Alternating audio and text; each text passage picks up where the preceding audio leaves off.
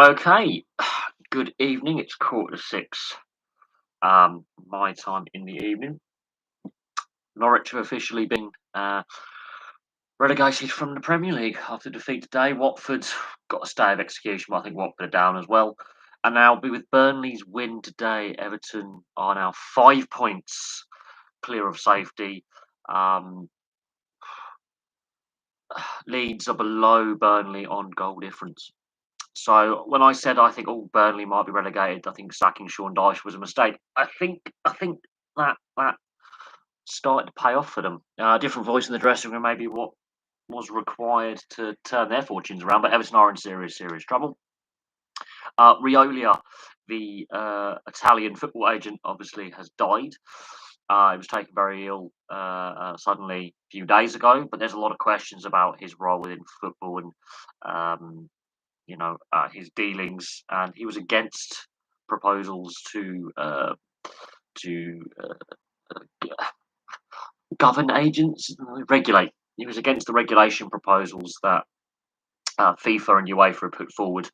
He was against those proposals. So some question marks over some of his dealings in the last 10 to 15 years as a player agent, and the agent's topic doesn't seem to go away. So there's that in the headlines. England's women have won the Six Nations Grand Slam, um, and their dominance and their unbeaten streak continues. It's now a record-breaking winning streak for the England's women.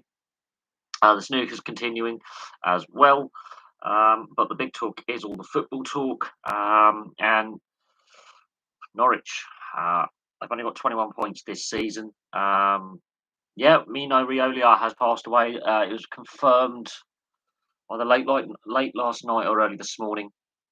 He was taken ill, I think, a day or two ago in Italy.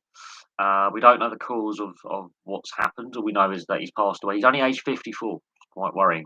Um, but obviously, his role within football over the last 10 to 15 years and some of the speculative headlines surrounding some of the transfer dealings he was involved in, and the lack of transparency. Well, we'll see. I mean, there's a lot of very good agents out there. There's a lot of good sports agencies where you would have multiple different sports stars or just individuals and companies on your books. And it'll be interesting to see what happens to his client list. Players and sports teams and organisations change agents and representatives quite regularly. It's not as if Pogba is going to be a Riolia player all his career. Haaland is one of Riola's clients, and again, Haaland. I think his dad had a lot to do with his early career as well. So players change agents all the time. That's not uncommon. You will have sports teams will have their agents as well, and you will have sponsors, and they all. It's that part of the sports economy that is so badly regulated. And what we found out when Mike Newell mentioned, dodgy payments from agents to get players to sign all the way back in 2006, up till now is a very shady part of professional sport. Is the player representation, or the player agent, or the team agent? Agents are very poorly regulated and not very transparent. And Riola was one of those agents who was actually against one of these super agents, as the newspapers call them, who was actually against reforming and regulating the system with the proposals put forward. Um, and whether you liked him or not, he was very successful what he did for his clients, not necessarily the teams they played for. Um, Yeah, Jorge Mendes and Riola are two of the what we call super agents. There's a handful of others as well who have a lot of sporting individuals on their books, be it football players or rugby players or F1 drivers or um, you know NFL. The same in the US. There's a handful of agents who actually have a lot of undue influence on where their their clients sign, who they sign for, what term they get, what signing bonus they get. There is a select handful of sports agents globally that are called super agents. Um, Now there are some sports agencies will have, player agents on their books as a company who will have a sector of the sports market. So in the US, for example, or even in Europe, you'll have a sports agency that will have different subdivisions like boxing, association football, uh, you know, rugby league and union, North American sports, motorsport, tennis. Um, and then you have these individual agents who operate basically as themselves. Um, and that's where the good sports agencies that are very transparent with a lot of employees who will have, employed player agents basically will have their own little department, and they'll specifically work in the interests of one particular sport. And then you have, Mendes and Riola, who are classed as the super agents, who have big. They try and steal the high profile clients from. It's like think watch Jerry Maguire, okay, a Tom Cruise film, and he works for a sports agency, and he goes off on his own to become an individual sports agent because he basically he can't get those big name players anymore, so he becomes a player agent for an individual player. He gets sacked from his job, and he ends up. That's basically what you have here. Except in the Jerry Maguire case, it's like, well, he doesn't like the sports agency he's working for. He's losing, clients on the sports desk to rivals within the company, and he goes out the door, and becomes a player agent as a sole player agent. Riola and Mendes are those super agents. Now, whether all their dealings are above board and meet, sporting regulations, we'll probably find out in the fullness of time. There are a lot of other player and even managers and coaches have their agent representatives as well when they're going into discussions for like managerial or coaching roles at clubs. So Mourinho's got an agent. Um, you know, all these managers, coaches, assistant managers, directors of football, players, they all have agents. And sometimes it's really funny when a player and a manager are at the same club with the same agent, and the manager drops the player. That's the interesting one. So that's where it gets interesting. But I do think that the player agent sector, player agents, it's not transparent enough. Um, yes, they've got to represent their clients and make sure their clients get a good contract and a fair contract, and make sure that everything's above board. And you, as a representative, the same as a lawyer, you get and a fair few of them are actually former solicitors and lawyers, which is kind of handy. But it is a very poorly regulated part of the sporting world, and has been weakly, very, it's been very weakly, you know. There's a lack of transparency. It's very weak enforcement of whatever regulations and rules they have to abide by. There's too many corners cut, and as I said, when Mike Newell, the former Luton Town manager, um, when he was Luton Town manager, he basically went public about dodgy agents within the sport, dodgy payments, corrupt payments, bribes, illegal approaches to players and coaches to get them to break contracts and come to your team. Um, Undue influence in the transfer market, undue influence in getting a player or players to you know um, whatever, chase them up, tapping up. I think it's the term. Get round payment rules. That was back in 2006, and that actually ultimately led to criminal convictions. That ultimately led to a much wider investigation by the Serious Fraud Squad and several police forces. It led to arrests, it led to convictions.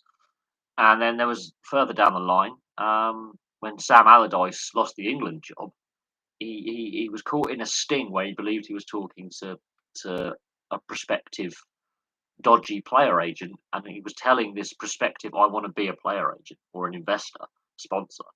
how to get round transfer rules and spending rules.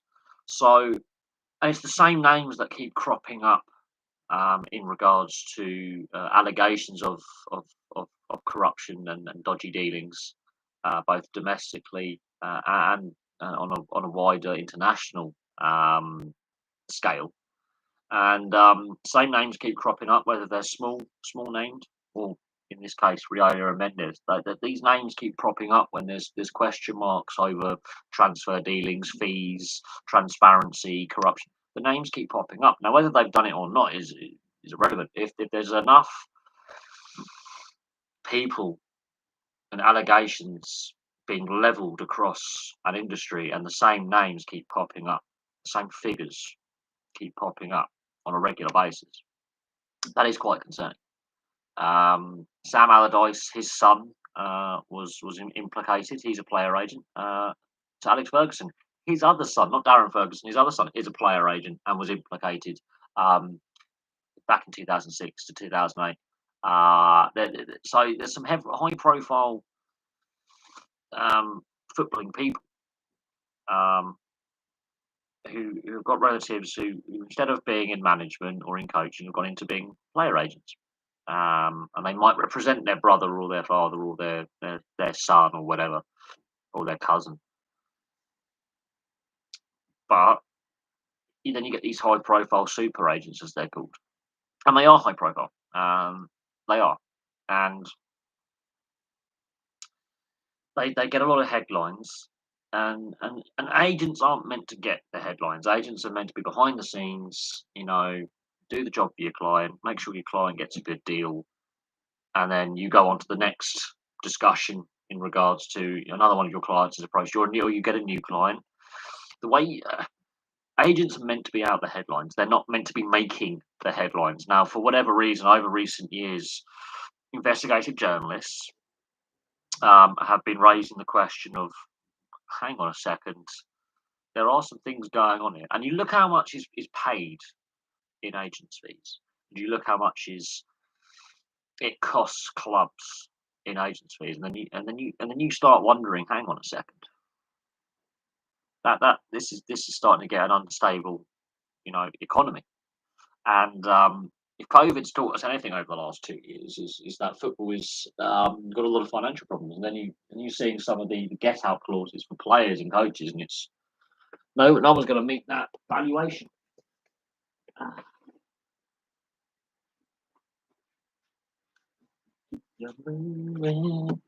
But it's like there's a Barcelona youngster whose actual get out clause is like £800 million or €1 billion.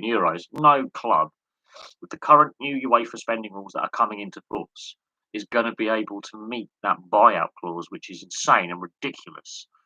And then you see how the transfer market and the transfer fees paid are overinflated. And yes, the wages are overinflated, but that again is down to the players and their agents striking a good deal for themselves, not the club themselves. The clubs have allowed that to happen by basically being manipulated by the said player agents. But when you've got George Mendes and Riola making the big headlines 15, 20 years ago, we didn't hear about player agents. No one had a clue how important they were and how much money they make. Because you could have only one client, and the only time you make any money is when he signs a contract extension or a new contract or a transfer. That's the only time.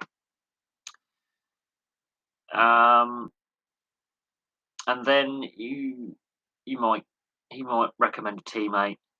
If you want a good agent, my agent's pretty good. He's looked after me. You get another client. Word of mouth spreads, and then as they sign their contract or transfer or whatever, the word of mouth spreads that that's how you build a client base in sport. Generally, how you start your client base, and then when you get that first big money move, first big high profile transfer with the players getting good money, and suddenly then players heads will turn who don't know you, and that's when you can go, okay, we can get some clients now. We can use our influence that we've gained just to pinch clients of other agents. and that's where the super agents one. That's where Riola and Mendes have got their client bases. They've got those one or two superstar transfers. But they sprang. I mean, but back in the day, we didn't hear about these agents really gaining the headlines. It's only been in recent years, after a lot of questions have been asked about some big transfers and some corruption scandals, and some questions being asked about player contracts and agents' fees, that suddenly the questions have been asked. Yes, but I think Everton are in a far worse state than Leeds.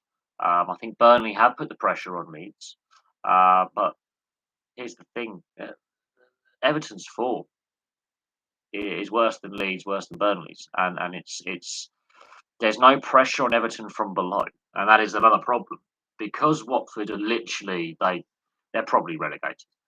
We know Norwich are relegated. There's no pressure from below to escape either, and therefore Everton are in this catch-22. They're not being pressured from the clubs below, but they're not really a point or goal difference from the teams above. There's five points. So while Leeds are in a bit of a situation, a defeat tonight isn't the end of the world for Leeds, but a defeat tomorrow for Everton is, because I can't see, and it's not Lampard's fault. A lot of people are going, blame Lampard. He's not cut out for this job. He's been put into a situation which he shouldn't have been put in. And they did a comparison beginning of the week between Liverpool and Everton since 2016, and how much money has been spent, and how much money they've garnered in sales of players. and Liverpool's net spend was only like 100 something million pounds.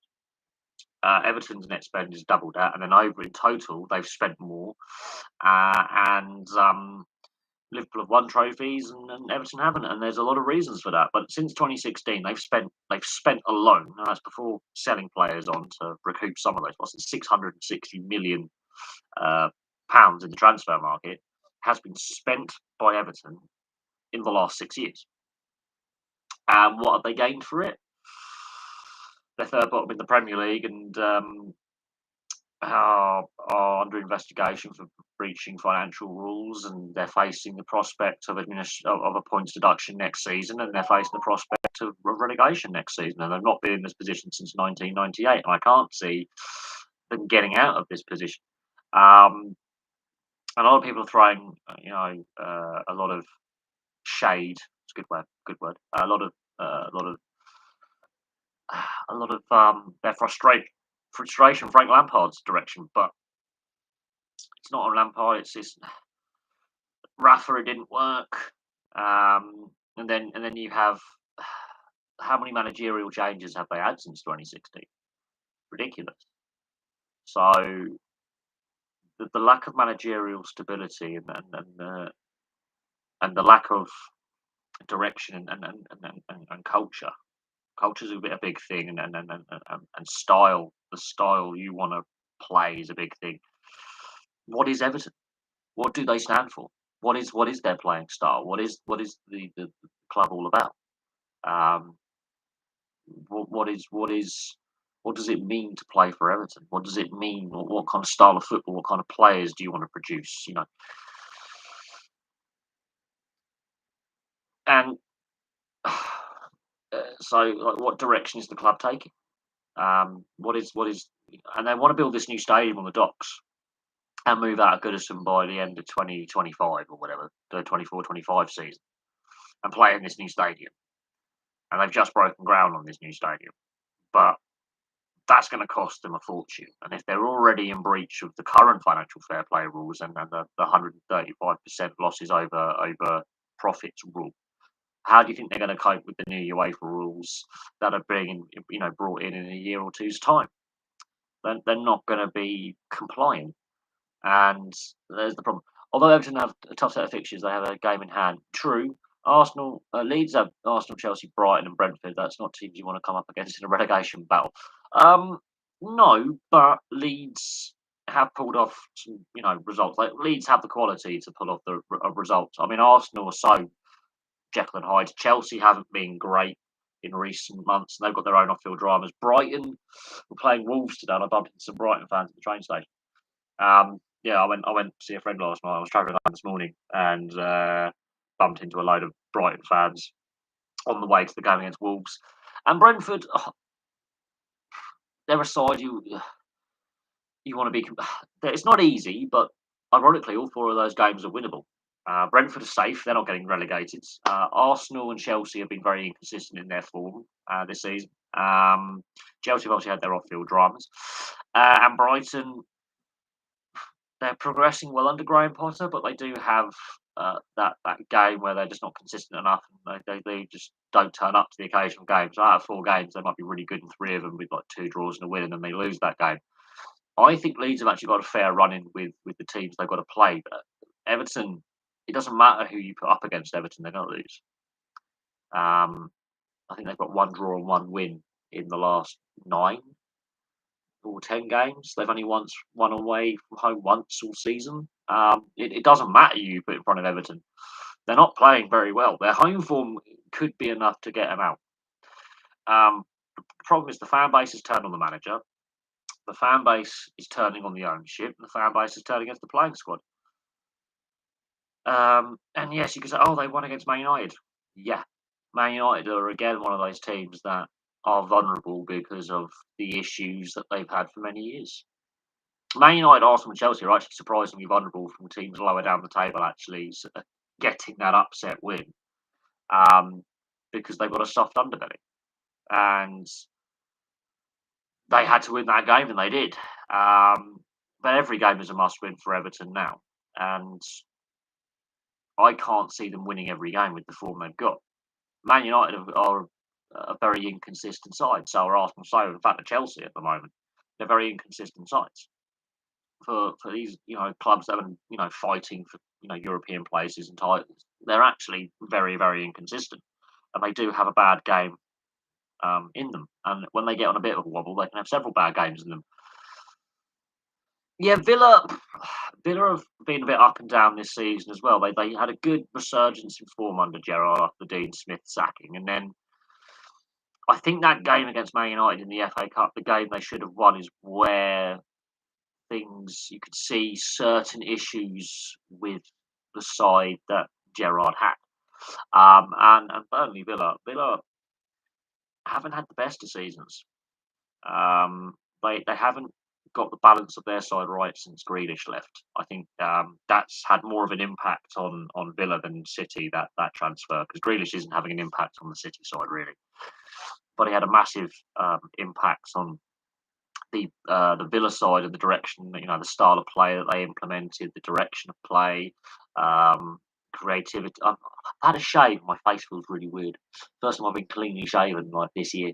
Weird. Don't like it. It's 4 months and beard's gone. Weird. But no, Burnley have played Villa twice, so they've not played each other this season. So that is a completely unknown matchup this season because they haven't played against each other, which is going to make that one interesting. Very interesting. Um, Villa are looking a little bit again lost in midfield because of the Grealish transfer. It's had more of a negative impact on Villa than I think Villa fans realised, and the club realised. And Burnley have suddenly found a bit of form, and they're above Leeds now. So the advantage now in that battle to escape the bottom 3, I think Burnley are in the advantage seat now. They've got a better goal difference than the 2 teams below them, which is really important. Leeds have got a terrible goal difference. And Everton, they're just sinking. Their form is woeful. Regardless of they beat Man United, yeah, they've lost a lot of other games. They've got 1 draw in there. They lost 2 Burnley, so you've got to beat the teams around you. It's all well and good having that, inspiring win against a club higher up the table, but you've got to beat the clubs in the vicinity of you to stay up. And Burnley, that's advantage Burnley because they're winning the games they have to win. They're beating the teams they have to beat. Leeds are just too inconsistent, but injuries have really hampered Leeds this season, and their defence. It's got better in recent weeks, I will say that. It has got better since Bielsa has been replaced, and they've moved on from Bielsa. But I think the damage for Leeds has been done. They need to look at themselves in the summer and make adjustments to the squad depth, and looking at freshening up that midfield and altering their style of play. But I think Everton are the favourites to go down now. I think it's about. I mean, Leeds are vulnerable. Their goal difference isn't great, and if it comes down to goal difference, ironically, Everton have a better goal difference, but there's a 5 point gap, and I think that maybe too much. It depends what clauses players have in their contracts. Ironically, you can have a relegation clause where it states that you are a top flight player and you have to play. A transfer has to be made, or you're allowed to leave on a free, and continue your career in the top. There's no. I don't think a lot of these players have got relegation clauses, which is going to prove problematic. Rebuilding the squad. Um, Players are going to have. I mean, there's it, but what players this season have actually added value to themselves? What players this season at Everton have actually put their hand up and say, "Look, I'm actually a quality. I'm playing pretty well right now. I'm a Premier League or La Liga or Bundesliga, basically top flight standard player in the big leagues in Europe." What player at Everton has quite honestly said, "Look at me, I'm a quality player." Um, and what players are coming off contract? That Van der Beek's out on loan, so Deli Ali, he's just done a transfer there, and it to me. Um, yeah, who would have thought? I honestly believe that the team has been mismanaged and they have spent a lot of money, and a lot of overseas players have gone there. And not even players that have played regularly in the Premier League before. We're talking about a lot of mercenary players have got in there. Their youth development has started to stutter, which they were brilliant at in the past, and a lot of their good youth players have been moved on when they get a couple of good seasons in the first team. Ross Barkley is one that comes to mind, who's obviously gone on now. He's obviously had his career massively hampered by injury and poor injuries hampered Ross Barkley's career since leaving Everton, which is a shame because he's a very talented player. The only youth academy product I can think of in recent years since Wayne Rooney is Leon Osman, who stuck it out at the club, and he could have fitted into any other Premier League club. Leon Osman could have fitted into any other Premier League side. He stuck it out at Everton, which I think harmed his England chances because he was a very solid player. Um, and Danny Hibbert as well. Hibbert pre Rooney. They're the only prospects that have come through in the Rooney era, as I say. So when Rooney was, getting into the first team, Hibbert was already there, and Osman is another one. Apart from that, and they were one club men. Apart from that, Calvert Lewin, I think, is going to go. If he wants to continue his development and if he's serious about remaining an international player, I think Calvert Lewin will have to move on. Pickford they brought in from Sunderland. I think while he's a great shot stopper, he's got too many mistakes in his game. He's a confidence player, and it's just not working for him at the moment. And he's not an academy product. Obviously, Ross Barkley's gone. Wayne Rooney had 2 spells, but obviously wasn't kept. And imagine if Wayne Rooney played his entire career at Everton, how different things could have been. Then they want to claim they claim they want to compete for trophies and compete for silverware and get into Europe, but they haven't built a side. If that makes sense. They haven't built a core around you know bringing players through. Liverpool do it well. Man United have done it well in the past. It's starting to go off the rails in recent years. Um, Very good, successful teams will constantly bring in their own through their ranks, their youth players, and then develop them, and that becomes that future leadership core. So Barcelona, have always done that. Newcastle want Pickford. Well, it is weird actually. I don't know how the fans would feel about that. I don't know how the fans feel about that. But we'll see what happens, and we'll see what Southgate does. If Southgate names Pickford in his Nations League um, team for this summer, he would. And then if Everton get relegated, he has to find a new player. I can't. I mean, look, I think Southgate's favouritism to certain players is actually hindering the England team. Now Pickford is not playing well. Maguire isn't playing well. Yet he keeps selecting those 2 players for country when their club form is disastrous. And we've discussed we've discussed the situation on the channel in regards to their club form, and if we were going by club form and how they're performing, they wouldn't be going to the World Cup.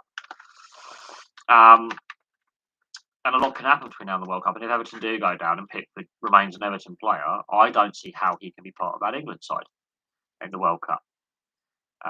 If the World Cup was in the summer, then yes, he could be putting himself in the shop window. But because the World Cup's midway through the season, and it's a disrupted season, including a disruptive January transfer window, if Everton go down and he's still part of the England side, I have concerns.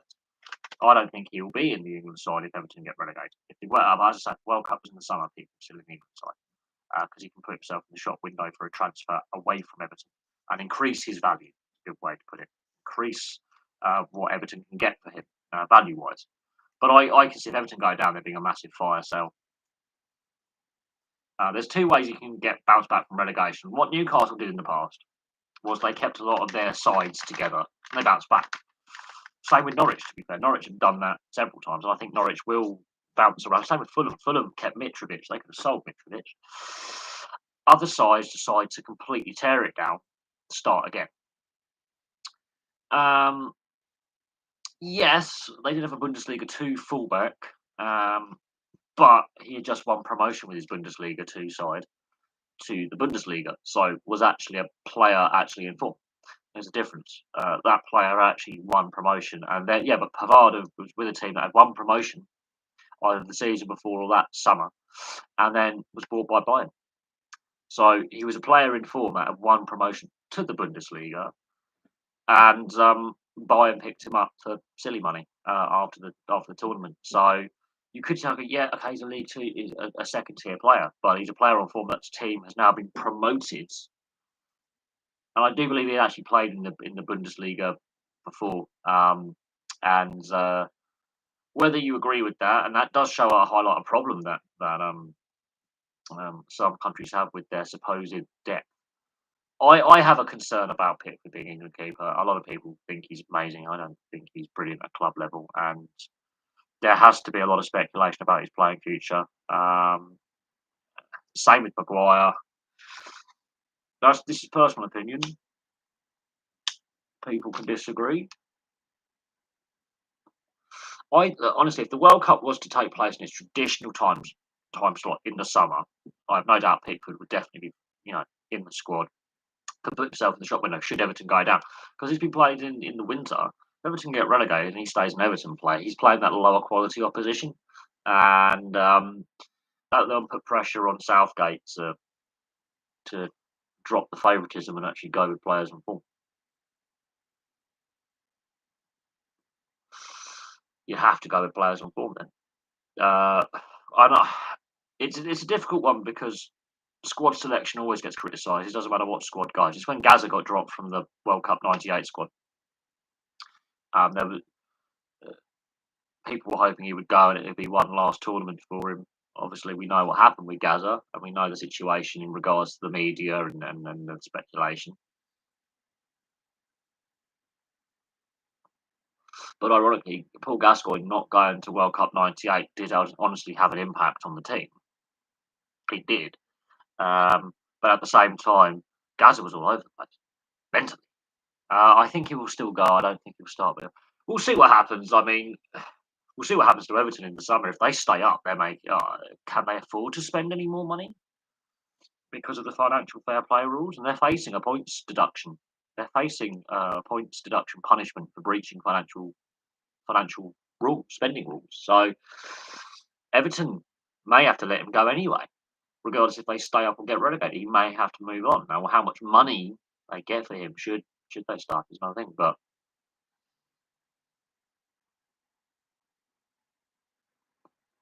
Everton is a club that's been mismanaged. No club is too big to fail. No club is too big to go down. They said the same thing about Nottingham Forest in '98. They said the same thing about Blackburn in '99. No. How good was Luis Figo? I've done a video on Luis Figo on the channel. He was one of my favourite players. As an all-round midfielder, better than what we have today. But I have a personal opinion that the quality of football that we watched 10 to 20 years ago is higher than what it is now. How good was he? Just look at the highlight reel package. He doesn't score a lot of goals though. That's the really interesting thing. His goal scoring tally is a lot lower than some of the players today. But I look at some of the defenses he was playing against, domestically and in Europe. I would argue that the defensive quality was higher as well. Um, he played all over. I mean, it's a difficult one with Figo because he was a very skillful player. And if you asked him to do a job and say, "Look, Lewis, we want you to play a bit more on the left this time, or on the right, or in the middle, or an attacking, or a deeper lying creative role," he would do it. Brilliant player. Very, I think people forget how good Luis Figo was. Honestly, people forget how good Luis Figo was. He was part of a very good Portuguese side. Um, Francesco Totti, Batistuta, Vieri, Baggio, Maldini, Recoba at Inter in the 90s yeah, but they underperformed in the 90s. They had a superstar. I mean, Batistuta ended up at Fiorentina anyway. Um, Totti never played for Inter. He played his entire career at Roma. But Batistuta, Vieri was good. Baggio, Maldini. The the era of the 90s for Serie A was still the top league in the world. Um, the Premier League has now surpassed that for revenues, big name transfers, superstar players.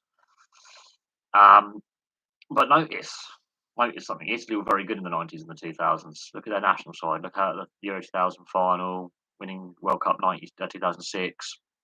They had some brilliant players. Look at England in the 90s and the early 2000s underperforming.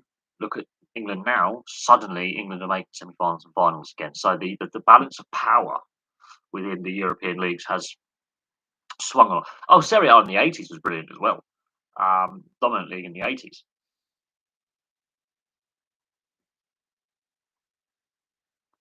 Quite honestly, the quality level of Serie A in the late 80s through till the early to mid 2000s, it was the best league in Europe by a long way.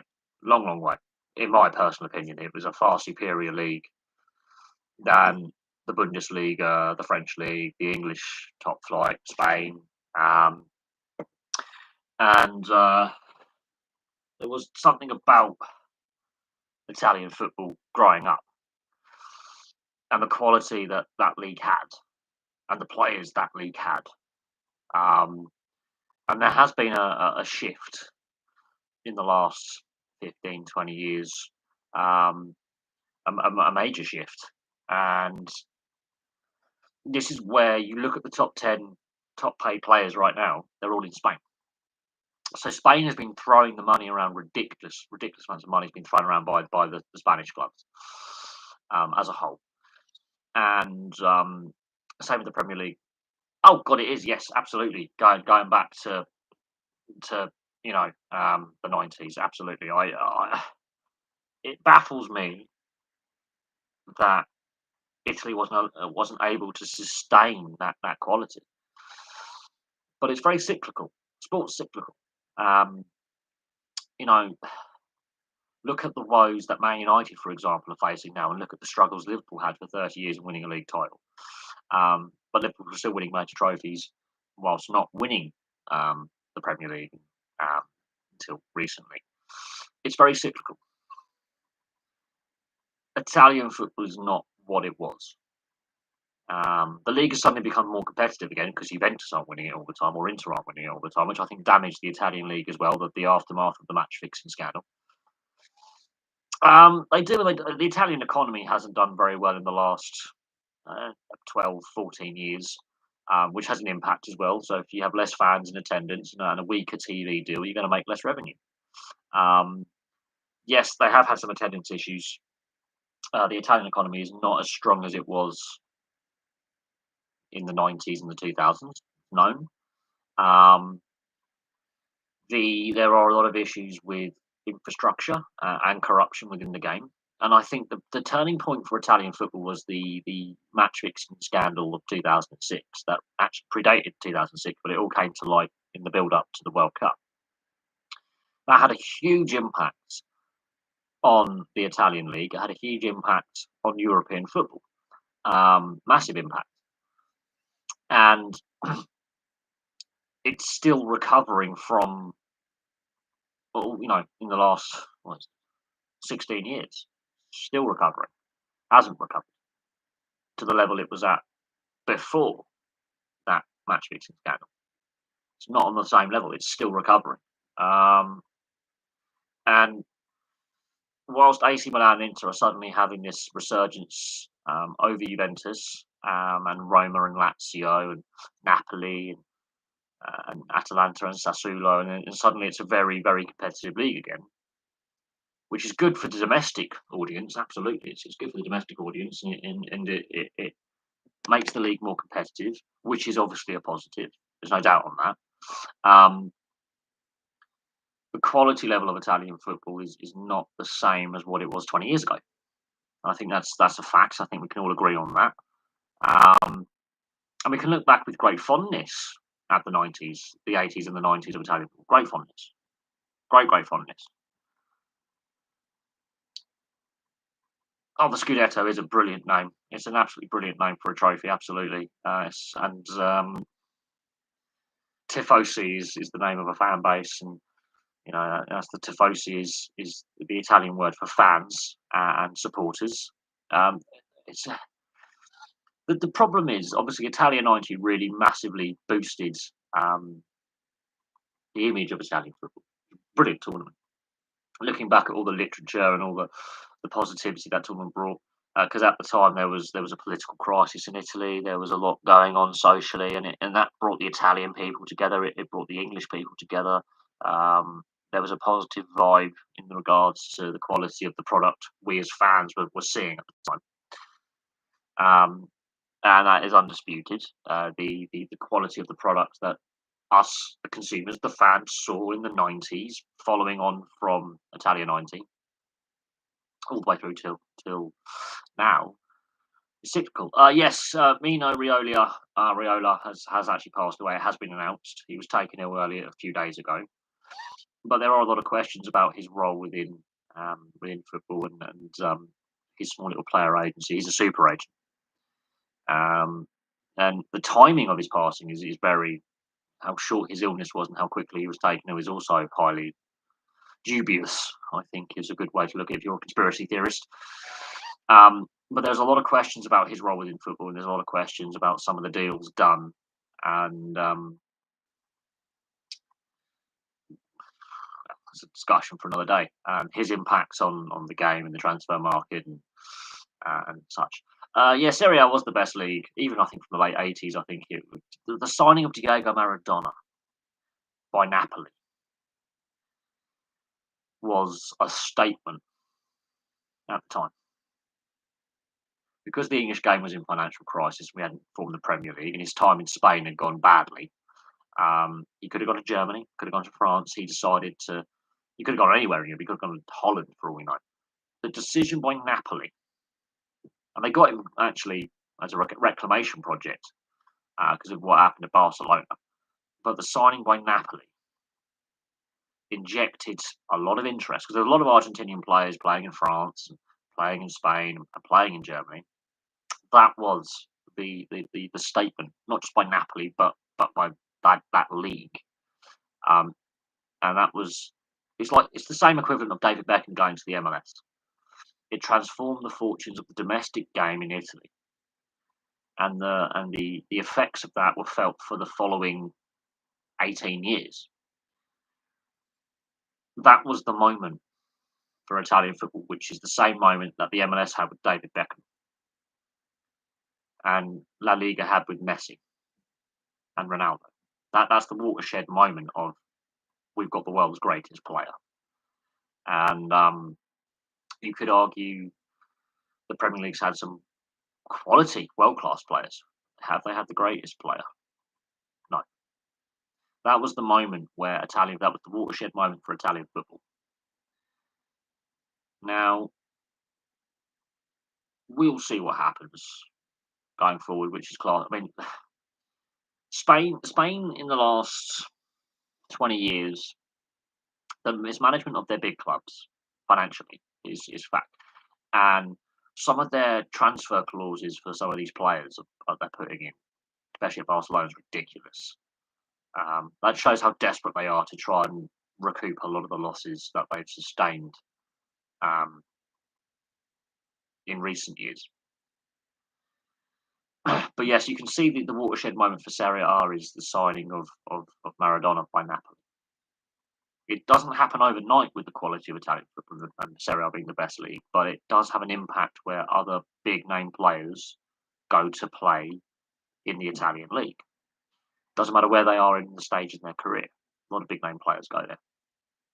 And Paul Gascoigne was one of them. He went to Lazio, and it didn't work at Lazio for a variety of reasons. There were a lot of off-field issues with Paul Gascoigne that came to light in the documentary that was made about the period of his playing days.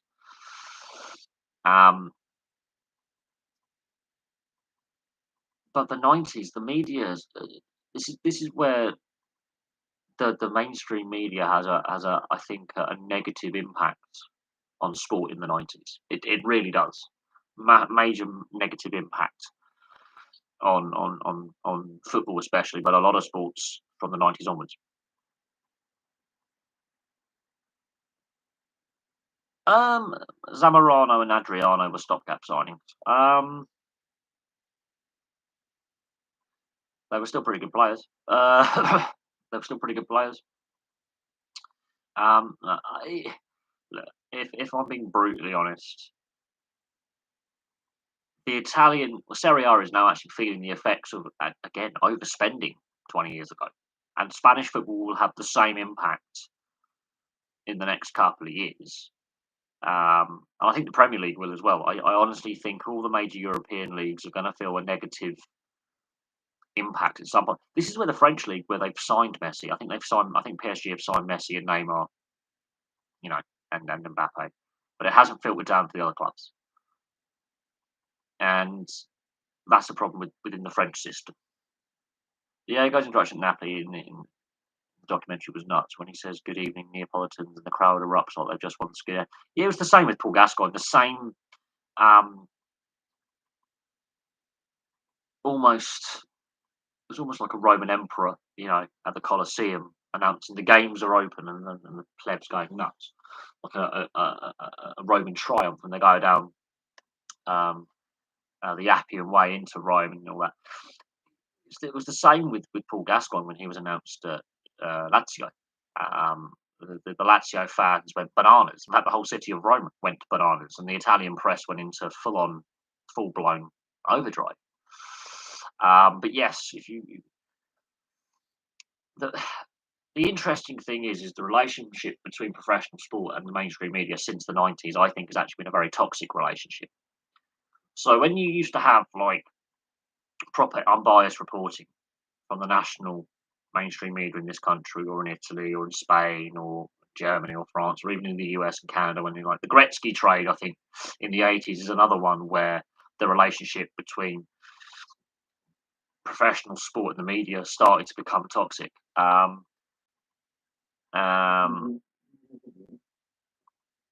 it and part of the reason that is yes, the big name clubs have obviously, regardless of how they're doing, um, other teams are struggling to identify that talent, sign that talent, compete financially for that talent, and this is where we there needs to be a reset. And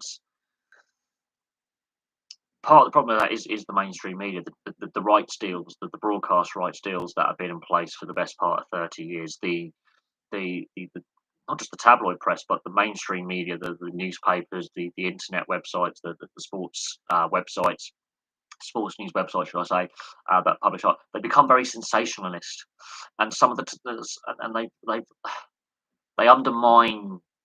You know, now it's the media circus surrounding this man. Who's the next manager getting sacked?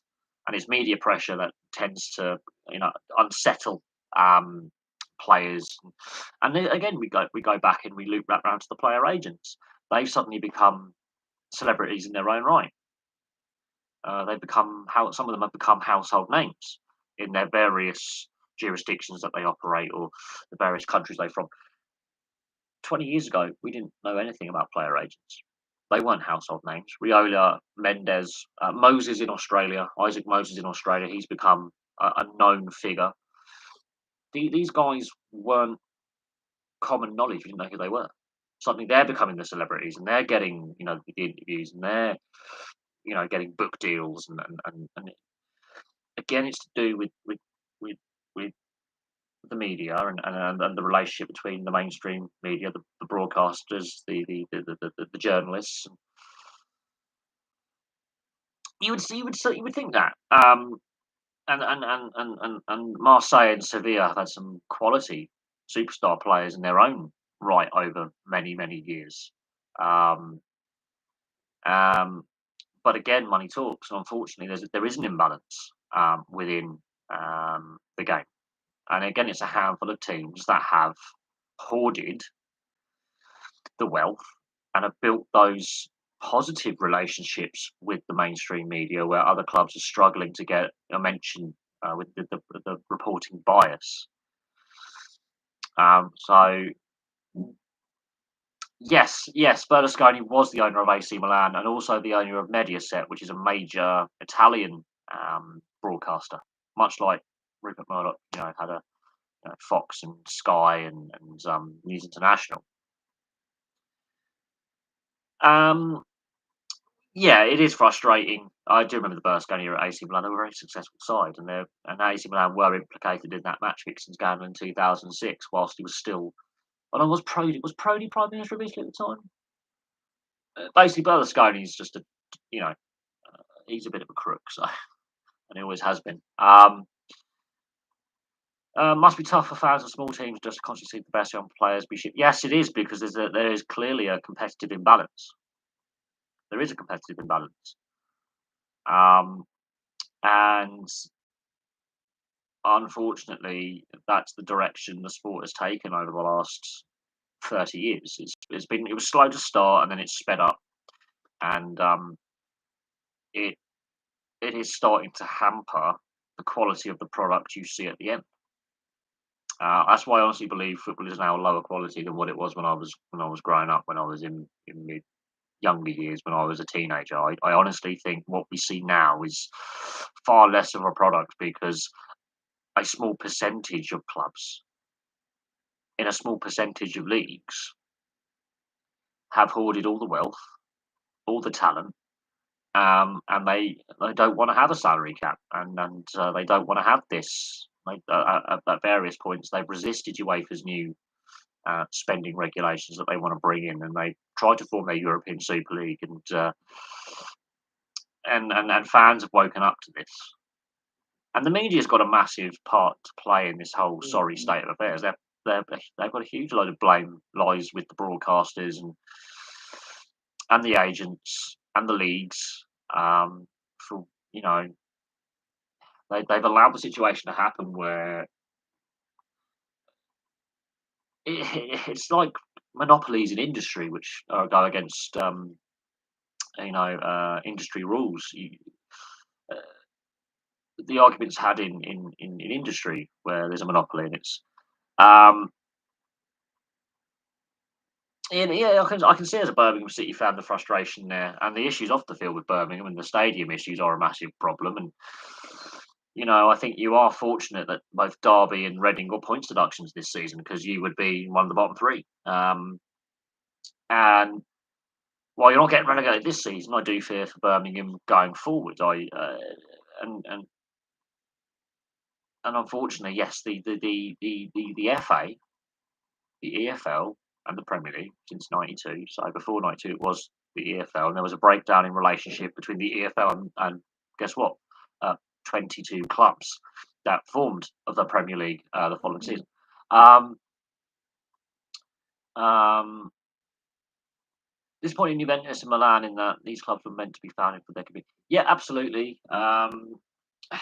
Again, this is where the sports like, especially European football, um, have lost the connection with their roots. Basically, it's now become a rich man's sport where if you want to regularly go to games, You can't afford to do so unless you are exceptionally wealthy.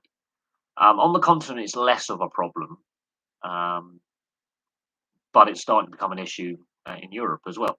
And this is where UEFA and the domestic FAs and the domestic leagues have really allowed pure profit and greed and too much money. There's too much money in football, basically. That is a good way to look at it. There's far too much money in football, and it is having a knock-on impact on the quality we see as a product, and it is having an impact on fans switching off.